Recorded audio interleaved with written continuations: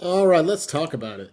Let me explain to you what's going on here coming up soon. I'm really excited about this. This is a big one. Before I jump right into what's happening tomorrow, I do want to tell you about a class on Sunday, May 1st. This Sunday, I'm offering a tongue blocking review class, an exercise class.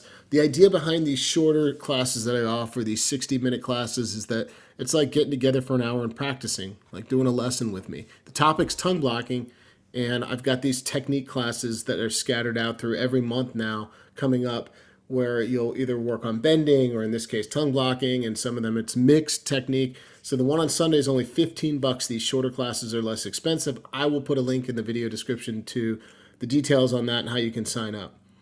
So I'll talk about tongue blocking today in this video. Before I do, I've got a big announcement. So hang tight after this announcement, because if you want to kind of hear my take on sort of like the way I'm using tongue blocking and why I think anybody playing blues harmonica should be tongue blocking to some degree. That's what I want to talk about. But this announcement, you see the title, right? Hopefully the title came up when I pushed this stream. And if you haven't figured it out, yes, you know these names. If you're on YouTube and you are, looking for harmonica content, and you've come across these names: Adam Gusso, Jason Ritchie. You've heard these names: Tomlin Leckie, Liam Ward, and my name, Ronnie Shellist. You know that already. So what's happening tomorrow? There's an open, totally free event. This is a really cool thing. I'll just take a second to talk about where this idea came from. It actually came from Jason.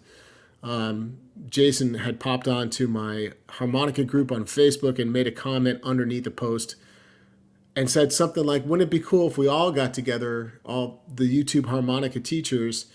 I realize it's not all of the YouTube harmonica teachers, but a percentage of the most significant ones that have been around the longest, perhaps, and been providing probably some of the largest quantity of content in the harmonica realm out there that you can find. And Jason's like, wouldn't it be cool if we all did a hang session just to,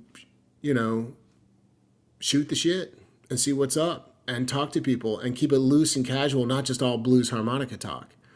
So we started meeting in Zoom and talking about it, all five of us. And we came upon this date tomorrow, 10 a.m. Central. So that's 9 a.m. Mountain, 8 a.m. Pacific, 11 a.m. Eastern, and I'll put all these time zones, even some out of the country time zones for you below in the video description. How will you find this event? It'll be streaming on my channel. So I'll host the event. You just come here to YouTube. I'm not doing a pre-scheduled link, so just come to YouTube right around 10 a.m. Central, maybe 10:01, 10:03 Central. If you don't see it, just hang on. You'll see a live video hopefully pop up just like you did today, and you'll join the stream and you can check it out. And we're just going to be just kicking back, talking about our experiences over the years on YouTube and teaching and what it's like, and talking about life, and just a casual get together, which I think would be fun because we've never all been in the same room together, whether virtually or otherwise. We've never done anything like this. So I think it's going to be a really cool event. And you can catch it just by coming to my channel tomorrow. That's Friday, April 29th. Am I right about that? Yeah, it's going to be great. Hey, Charlie and Jerry, good to see you, and everybody else hanging out live here today. So again, if you're just joining, tomorrow, Friday the 29th, I'm pretty sure that's right, tomorrow, and it's at 10 a.m. Central. You'll see us going live on my channel, all of us just talking about harp. So that's what the title's about to this video. What else do I want to talk about? Tongue blocking. And of course, some harmonica stuff might come up tomorrow that we can talk about. We might select a few questions that pop up, but it's mainly about just getting together to talk and hang and letting everyone share in on that experience in the harmonica community that wants to. All right, I have an A harp. Are you interested in getting into tongue blocking? Maybe you've been doing it for a while, but you don't know where to go from here. What are all the techniques that you could do? How should you practice it? Why should you practice it? Let's start with the why. I always like to start with this, because if you don't have a why as to when you're working on something, you're not motivated. You don't understand the full picture of the power, perhaps, of learning this particular piece of music or a technique, then how that's going to help you. Tongue blocking is inherent in all of the old recordings that we love. And just pick a great player. 99% of them were using at least some tongue blocking, and many of them were full-time tongue blockers. So the sounds of blues harmonica are inherent. I mean, tongue blocking is inherent in the sounds of blues harmonica that we love. And take it from a guy who's a hybrid player, I pucker and I tongue block, that I recognize just how important tongue blocking is. So what will I cover tomorrow? Here are some areas to think about. Single note movement without removing the tongue. Real smooth tongue blocking. Just being able to move around in single notes with your tongue on the harp. We'll be talking about slaps.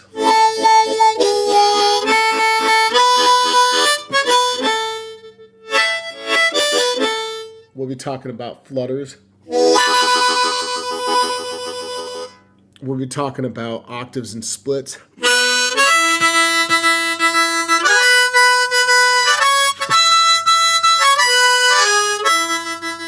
We'll be talking about tongue switching a little bit.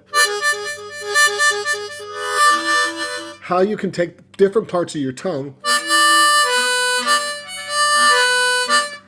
I got something in my heart. How you can take various parts of the tongue and you can move different sections of the tongue to actually switch and alternate holes on either side of your mouth, playing out of both sides. And that's nice when you want to quickly grab a note. Or also, if you speed it up, a little bit of an effect. So these are all really important parts of tongue blocking that I'm going to get into. I'm going to share some exercises. It's only a 60-minute class. If you haven't been working on it, the first thing most people end up stumbling upon, and correct me if I'm wrong in the chat, but my experience talking to harmonica players out there, the most common thing that people come across is octaves first.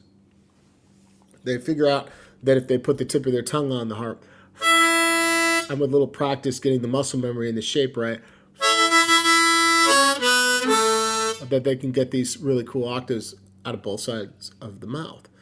But for me, that was true. That's what happened to me. But no one ever really shared with me the power of tongue blocking, or shared with me how to do it, I should say, the power of tongue blocking, slaps and things like this. And I knew that it was important because I could hear it in Sonny Boy Williamson #1, and I could hear it in James Cotton's playing, and I heard it in dang near everybody's, Snooky Pryor, just pick a player. And I could hear a lot of this, and I knew that this texture was a huge part of sound that I needed to figure out how to get. That you could articulate sounds and get rhythmic changes in your playing that you couldn't get without tongue blocking, like these. Or you could even speed that up.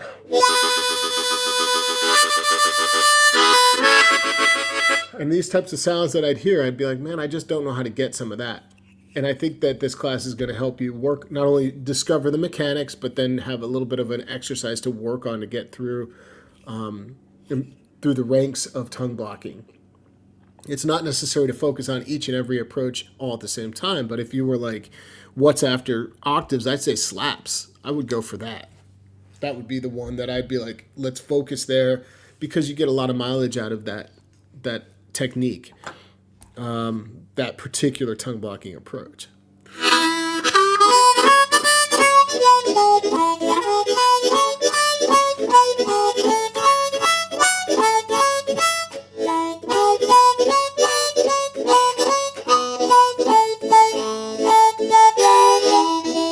And I'll talk a little bit about bending as well tomorrow, Sunday, May 1st. In this class, a little bit about bending. I'm not a full-time tongue block bender. I pucker most of my bends. But over the years, I have learned how to move those notes down in the style of that embouchure, tongue blocking. And there are times when I actually prefer it, and I think it sounds really cool, and I'm comfortable doing it. So I can kind of explain how I'm getting that. I'm not a master. If you want to master the art of tongue block bending, I would direct you towards other players like Joe Falisco or Hank Shreve or Dennis Grunling, guys like that who are sticking in that embouchure the majority of the time. I don't know if Hank does. Hank, maybe you'll see this video and you can comment. Hank, you use a ton of tongue blocking, but I don't know if you're bending in tongue block embouchure or not. Hank's a wonderful player, so check him out. And I won't talk about blow bending, but I'll talk about a little bit of draw bending, and I'll talk about all the other various techniques that go along with it. That is a random question. I got a question here coming in saying, should I pick up a Honer Rocket or a Honer Marine Band Deluxe? That depends on what. They're both great harmonicas. Maybe consider whether you want plastic like the Rocket has, or whether you want that more of that wood feel like a Marine Band Deluxe like I'm playing here today. The Marine Band Deluxe is triple lacquered in the front, so it's very smooth like a plastic. I kind of prefer the Marine Band Deluxe a little more, but not by much. The Rockets, I use them. I can prove it. I've got 3 of them right here in my bag. I've got, what keys do I have? An F, a D, and an E flat. I tend to go for whatever key in the Rocket. I feel like they all work well.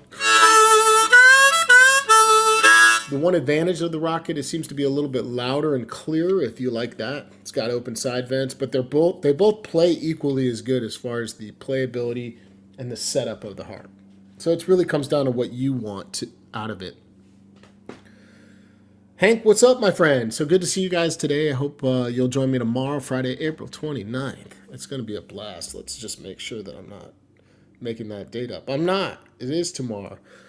10 a.m. Central, 11 a.m. Eastern. Come join us right here on my channel. Just look for me going live.